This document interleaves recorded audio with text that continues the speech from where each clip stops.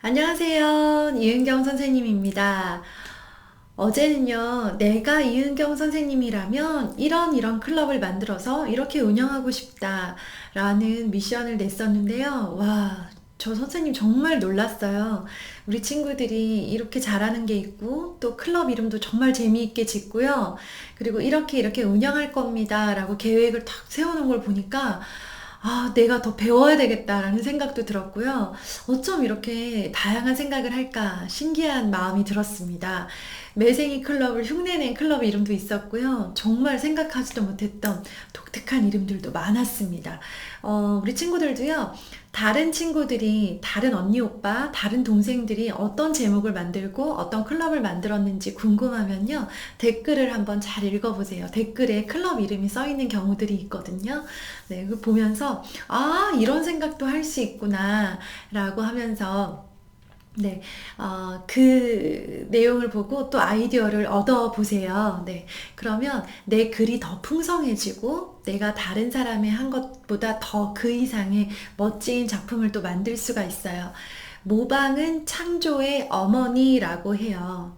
창조, 우리는 뭔가를 창조하는 걸 굉장히 높은 가치로 생각을 하는데요. 창조를 하는 그 출발은 모방이라는 거예요. 모방은 따라하는 거. 잘된 작품을 따라하면요, 네, 내가 더 좋은 작품을 쓸 수 있는 기반이 되는 거예요. 그걸 갖다가 그대로 베끼는 게 아니고요, 잘된 작품을 보고 이런 점이 좋다, 이런 점은 내가 요런 특징들은 내가 나의 글에도 반영해 봐야 되겠다라고 해서 적용하는 걸 모방이라고 합니다. 똑같이 따라하려고 하지 말고요, 잘된 특징을 생각해서 비슷하게 한번 해보는 거예요. 그래서요, 우리 친구들이 처음에 글을 썼을 때보다 점점 더 나아지고 책을 많이 읽을수록 나의 글쓰기 작품이 좋아지는 이유가요. 멋진 독서 작품, 책 속에 나와 있는 제품들을 읽으면서 나도 모르게 거기 나와 있는 문장들을 흉내내게 돼요. 그리고 내가 썼던 작품, 내가 내 글쓰기를 보면서 그걸 읽고 기분이 좋아서 읽으면서 거기에서 또 나아진, 더 한 단계 나아진 글을 쓰게 되는 거거든요. 오늘은요, 어떻게 생각하면 쉽고, 어떻게 생각하면 어려운데요. 아마, 네, 이것도 재미있을 겁니다. 오늘은요, 검색 찬스를 쓸 거예요. 와, 네. 글을 머릿속에서만 쓰려고 하면요, 너무 힘들어요. 날마다 그렇게 생각을 계속 해내기는 정말 어렵습니다. 그런데요, 선생님은 친구들한테 글을 쓰면서 생각하는 힘도 길러주고 싶지만, 날마다 지치지 않고 써가는 습관을 길러주는 게 제 1번 목표예요. 그래서요, 매일매일 생각을 쥐어짜면서 쓰면 너무 어려울 때가 있어요. 그러면 이제 매생이 클럽 그만하고 싶어지거든요. 포기하고 싶어질 거예요. 제가 끝까지 해볼게요 라고 결심은 했지만 막상 네, 이제 그만 쓰고 싶다, 나 생각하는 거 힘들어 라는 생각도 들 거예요. 오늘은 그래서 찬스를 드립니다. 조금 지치거나 힘든 친구들에게 찬스. 자, 검색 찬스, 인터넷 검색 찬스입니다. 집에 있는 책 찾아봐도 돼요. 자료를 찾아보고 그걸 내 글에다가 녹여 넣는 거예요. 오늘의 주제는요. 자, 내가 가장 가고 싶은 나라예요. 대한민국 말고 우리 지금 대한민국에 있으니까, 혹은 지금 외국에 살고 있는 친구들도 이 영상을 보고 있는데요. 내가 어디에 있건 상관없이 지금 있는 나라가 아니라 배나 기차나 비행기를 타고 다른 나라에 갈 수 있다면 나는 어느 나라에 가고 싶은지, 그리고 왜 그 나라에 가고 싶고 그 나라는 어디쯤에 위치해 있고 어떤 특징을 가졌고 그 나라 사람들은 어떻게 생겼고 그 나라의 사람들은 어떤 음식을 많이 먹고, 이런 것들을, 정보들을요, 검색을 통해서 알아내는 거예요. 집에 마침 그 나라와 관련된 책이 있다면 그 책을 펼쳐서 그대로 베끼는 게 아니라 거기에 나온 정보들을 나의 글로 표현하는 거예요. 내가 궁금해요. 어제 선생님이 이야기한 것 중에 선생님이 어항 속에다 넣을 때 선생님은 터키라는 나라를 좋아한다고 했어요. 그쵸? 그러면 선생님은 궁금한 게 뭐냐면 터키 사람들이 가장 좋아하는 음식이 궁금해요. 그러면 검색창에다가 칠 거예요. 터키 맛집 혹은 터키에서 가장 맛있는 음식, 터키 사람들이 좋아하는 음식, 터키에 가면 어떤 음식이 맛있나요? 이런 식으로 검색을 할 거예요. 검색을 하면 정보가 이렇게 나오겠죠? 그 중에 선생님이 마음에 드는 거 클릭해서 거기 있는 글을 읽어보고 거기 나온 정보를 바탕으로 선생님은 터키의 음식에 대해서 쓸 거예요. 또 궁금해요. 터키 사람들도 커피를 마실까? 궁금해졌어요. 선생님 커피 좋아하거든요. 그래서 또 검색할 거예요. 터키의 커피. 터키 사람들 커피 마시나요? 터키에 스타벅스가 있나요? 터키 사람들은 어떤 커피를 좋아하나요? 여러 가지 질문을 할 수 있겠죠? 이렇게 내가 원하는 정보를 얻고 싶을 때 적절한 질문을 하는 것도 아주 좋은 글쓰기의 방법 중에 하나예요. 내가 가장 적절한 질문을 했을 때 가장 좋은 정보를 얻을 수 있거든요. 그래서 내가 어떻게 검색창에다 써볼까? 컴퓨터를 잘 못하는 친구들은요, 엄마의 도움을 받아야 되고 스마트폰으로 그 스마트폰 자판을 칠 수 있는 친구들은 그걸로 해결을 하세요.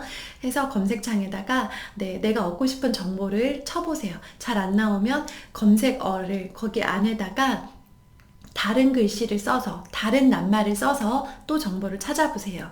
그러면 거기 나와 있는 정보를 쭉 읽어보고 그 내용 중에서 내가 내 글에다가 넣고 싶은 것, 정보들을 찾아내는 거예요. 뽑아내는 거예요. 우리가 요리를 할 때 냉장고에 있는 모든 재료를 다 갖다가 꺼내서 모든 걸 다 넣고 만든다고 맛있는 요리가 되는 게 아니죠. 내가 요리를 할 때는 내 요리에 꼭 필요한 재료만 갖다가 써야 돼요. 냉장고에 아무리 많은 재료가 있어도요, 내 요리에, 오늘 하는 요리에 필요 없으면, 그건 의미 없는 재료예요. 많은 자료들, 많은 정보들이 그 안에 들어있을 거예요. 컴퓨터에 검색하고 엔터를 탁 치잖아요? 그러면 바로 어마어마한 정보들이 막 뜰 거예요. 그 정보들을 모두 갖다 쓸 필요가 없어요. 나한테 필요한 거, 내가 궁금한 거, 나의 글에 도움이 되는 정보들을 선별해서 골라서 가지고 오라는 거예요. 그렇게 해서 가지고 온 정보들로 내가 나만의 설명하는 글을 쓸 거예요. 뭐에 대해서? 내가 좋아하는 그 나라에 대해서. 스웨덴 좋아해요? 스위스 좋아해요? 필리핀? 중국? 일본? 일본은 안 좋아하죠? 네. 또 어느 나라 있을까요? 인도네시아? 미국? 캐나다? 호주? 많은 나라들이 있어요. 어느 나라가 있는지 나 잘 모르겠어요 하면요, 나라부터 검색을 해보세요.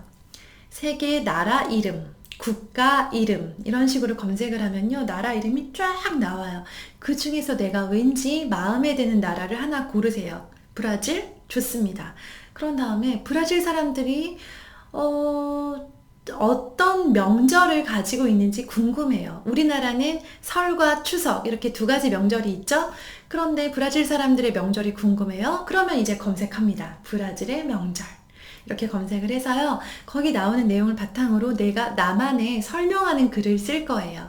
그래서 일단 내가 필요한 정보들을 모아서 글로 만들고요. 브라질의 명절 이런 식으로 간단하게 제목을 붙일 수도 있고요. 내가 나만의 방식으로 재미있는 제목으로 만들어 볼 수도 있어요. 브라질의 설날에도 떡국을 먹을까? 라고 하는, 선생님이 의문문으로 하면 물어보는 것처럼 하면 질문이 재미있다고 했죠. 제목이 재미있어지는 거예요. 브라질 사람들도 설날에는 떡국을 먹을까? 인도 사람들도 설날이 되면 윷놀이를 할까? 터키 사람들은 가족들끼리 모여서 어떤 놀이를 할까? 라고 하면서요, 내가 궁금했던 그 자체가 질문 문장이요, 제목이 될 수가 있어요. 그리고 맛있어 보이는 음식들, 그런 것들을요, 사진을 보고 내가 보이는 대로 설명도 해보세요. 터키에 있는 이 음식은 언뜻 보기에는 피자처럼 생겼지만 자세히 보면 피자와 다릅니다. 라고 하면서요, 모르는 사람에게 설명해 주는 거예요. 내가 많은 정보를 가지고 있지 못하기 때문에 검색 찬스를 쓰는 거고요. 엄마나 아빠가 브라질의 설날에 떡국을 먹는지 안 먹는지 잘 모르시잖아요. 그쵸? 잘 모르는 사람들에게 알려주는 글을 쓰는 거예요. 그래서요, 내 동생이 브라질 사람들이 어떻게 생겼는지 몰라. 내 동생이 터키 사람들이 어떤 옷을 입는지 잘 몰라요. 그러면 동생한테 설명한다 라고 생각하고 글을 쓰기 시작을 하는 거예요. 그래서 모르는 사람에게 하나하나 알려주는 글을 쓰다 보면요. 마치 내가 신문 기자가 되거나 방송 기자가 되거나 박사님이 된 것 같은 기분이 들 거예요. 왜냐하면 나는 알고 있는 정보를 모르는 사람한테 주는 거기 때문에. 그래서 이렇게 설명하는 글을 쓰다 보면요. 굉장히 내가 똑똑한 사람이 된 것 같아서 기분이 좋아져요. 한번 써보세요. 그리고 선생님이 정말 우리 친구들에게 진심으로 당부하고 싶은 거, 네. 글씨는요, 얼마든지 노력하면 잘 쓸 수 있어요. 귀찮아요, 손 아파요 라고 생각하면요, 평생 나는 예쁜 글씨를 쓰는 거에는 실패하고 말 거예요. 그렇게 실패하지 마세요. 나는 내가 마음 먹고 하려는 마음을 가지고 충분히 성공할 수 있는 사람이에요. 저 귀찮아요 하는 사람은요, 평생 성공하지 못하고요. 저 힘들지만 한번 해볼래요 라고 생각하는 친구들은요, 자기가 바랬던 예쁜 글씨, 멋진 글씨를 쓸 수 있는 친구가 될 거예요. 그리고 이렇게 날마다 글쓰기 하는 거 정말 어려운 일이에요. 우리 부모님들, 엄마, 아빠 매일매일 글쓰기 할 수 있을까요? 할 수 있는 분 많이 없으실 거예요. 이렇게 하는 거 정말 어려운 일인데요. 우리 매생이 친구들 정말 잘해주고 있는 거예요. 진짜 선생님이 칭찬합니다. 이렇게 꾸준히 하는 친구들 이제 글쓰기 천재 알죠? 네. 글을 쓸 때, 나 글 좀 잘 써 라는 마음을 가지고 있으면요. 하나도 힘들지 않아요. 할 수 있어요. 그래서 우리 여기까지 왔잖아요. 오늘 벌써 9번째 강의예요. 9번째 강의를 한 번도 빠짐없이 다 쓴 친구들 대단합니다. 네. 이런 대단한 나 스스로를 칭찬하고요. 15강까지 갈 때까지 지치지 않고 계속 갔으면 좋겠습니다. 선생님도 그럴 거예요. 우리 친구들이 지치지 않게 계속 응원할 거고요. 선생님도 영상 올리다가 귀찮아. 오늘은 영상 안 올려야지. 안 찍어야지. 이렇게 포기하지 않고요. 계속 갈 거예요. 15강까지 우리 친구들이 이제 나는 글을 자신 있게 쓰는 사람이에요 라고 할 때까지 선생님은 계속 응원하고 도와줄 거예요. 우리 친구들 할 수 있겠죠? 네, 잘 할 거라고 믿습니다.